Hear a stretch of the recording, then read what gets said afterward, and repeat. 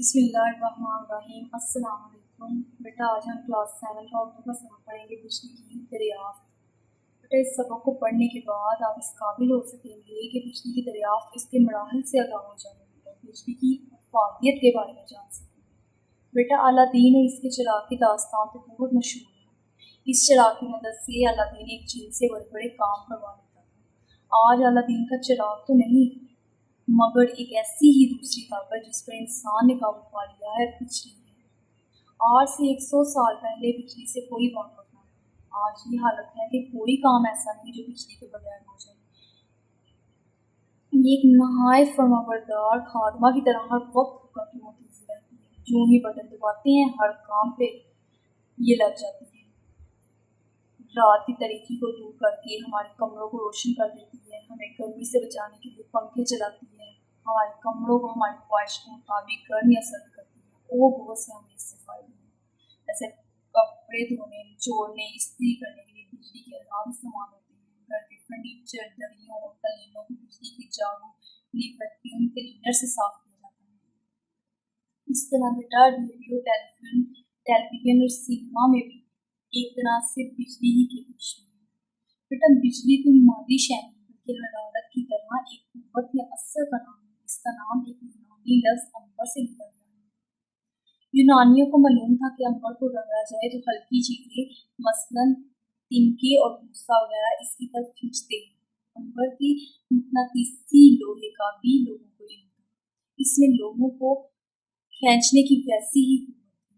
ہماری معلومات کی حد تک بجلی کی تحریک بیٹا 600 قبل مسیح سے شروع ہوتی ہے۔ اس دور میں تھالس نے بجلی کے لیے امبر کی اصطلاح کو استعمال کیا اور 1550 میں اطالوی سائنسدان کارڈانو نے بجلی اور مقناطیسی قوت پہ کام کیا۔ اس کے بعد بینجامن فرینکلن نے بجلی کی دریافت کے لیے تجربات کی اور اپنے دور کا ہیرو بن گیا۔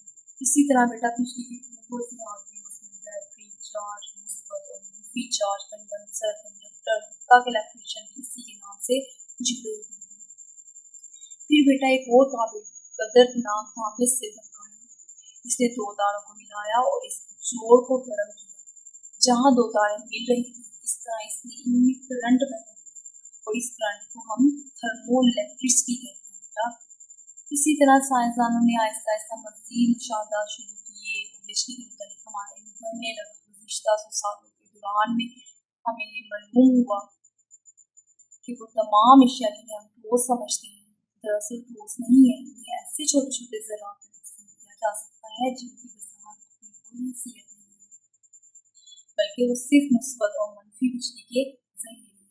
اسی طرح بیٹا بجلی کے ہماری زندگی میں بہت سے فائدے ہیں۔ آپ نے اس پوری کہانی کو پڑھنا ہے اچھے طریقے سے، اور بیٹا اپنے الفاظ میں آپ نے خلاصہ اس کو لکھنا ہے۔ پھر آپ جب اس پوری کہانی کو پڑھیں گے، خلاصہ لکھیں گے، تو آپ اس قابل ہو جائیں گے سوالات کے جوابات آپ خود کر سکتے ہیں۔ آگے بیٹا تنخواہی مہارت ہے، یہ آپ کا تکنیکی کام ہے بجلی کے فائدے اور نقصانات بھی لکھنے ہیں۔ آپ نے فائدے بھی لکھنے ہیں، بجلی کا نقصان بھی لکھنے ہیں۔ اس کے بعد درجن محاورات کو اپنے جملوں میں اس طرح استعمال کریں کہ مطلب حاصل ہو جائے۔ آپ نے ان کے جملے بنانے ہیں، ٹھیک ہے میرا بیٹا، ان کو اپنے جملوں میں استعمال کرنا ہے۔ اگلا ہے مترادف الفاظ۔ مترادف الفاظ ہوتے ہیں ایک جیسے جن کا معنی ایک جیسا ہے، جیسے داستان، کہانی، تاریخی، اندھیرا، خادمہ، غلام یا نوکر، ٹھیک ہے۔ اسی طرح آپ نے ان کے بھی مترادف الفاظ بنانے ہیں۔ ہر سابقہ سے 5 الفاظ بنانے ہیں۔ پھر کچھ صاف لفظ دیے ہوئے ہیں، صاف کا لفظ، ان کی آگے آپ نے لفظ لگا کے 5 لفظ بنانے ہیں، ٹھیک ہے۔ اس کی وجہ سے جیسے خود، غرض، بد، خوش، اسی طرح آپ نے ان کے 5 لفظ